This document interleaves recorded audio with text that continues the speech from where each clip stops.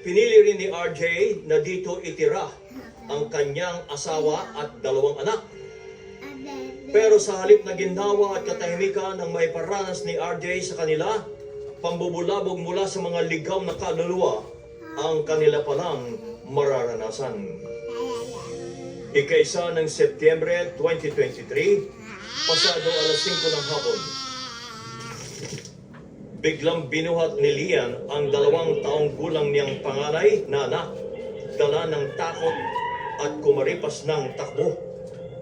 Ang dahilan, iyak o ungol ng tila isang batang babae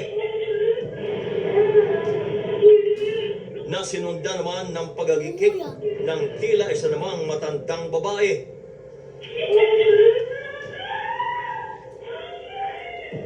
Dito. Ito pong slide po na May slide. Opo. Nung hapon po na yun, kaming 4 lang po. Yaya, ako, yung 5-month-old, yung 2 years old. Yung isa namin kasambahay na sa labas po. Tapos yung asawa ko wala po nung araw na yun. Kaya alam namin na pag may ibang boses, hindi na po kami yun. Iba na po yung tawa na po ng matandang babae. Sabi po niya, hihihi. Ipinasuri namin sa isang CCTV specialist ang video ni Lian. I tried to watch paulit-ulit talaga. So nakita ko dun sa video na very, organic yung nangyari. Very raw, unedited. Maging ang mga yaya na mga anak ng mag-asawang RJ at Lian, hindi rin pinalampas ng sinasabing batang espiritu. Nagsabi po si Sel na doon po ako matutulog sa taas sa kwarto nila kasi wala po kasama yung mag-ina. Mga madaling araw, nagigising po kasi ako. Nee. Na. Pagtingin po ako sa crib, pagtingin ko po, may nakadungaw po sa kanya na bata. May nakadungaw. Doon sa crib? Sa labas po ng crib niya. Nee.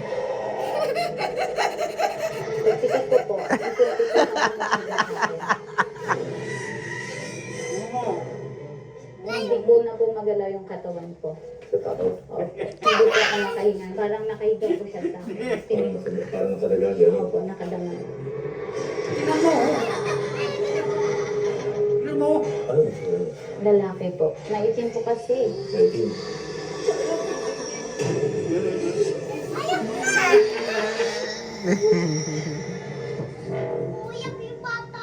Nang makausap ang kanilang yaya kinabukasan, dito na kumpirma ni Lian na hindi lang guni-guni ang batang nakita niya rin sa kwarto.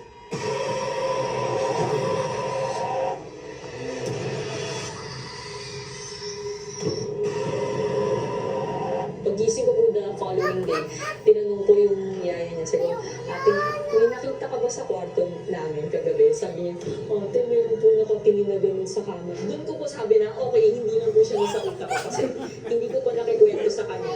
Parehas po yung sinabi niya sa akin.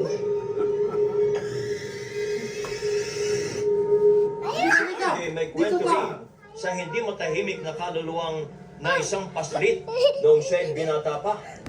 Dito ka na! At ang pinsan niya ang pinagpakitaan nito.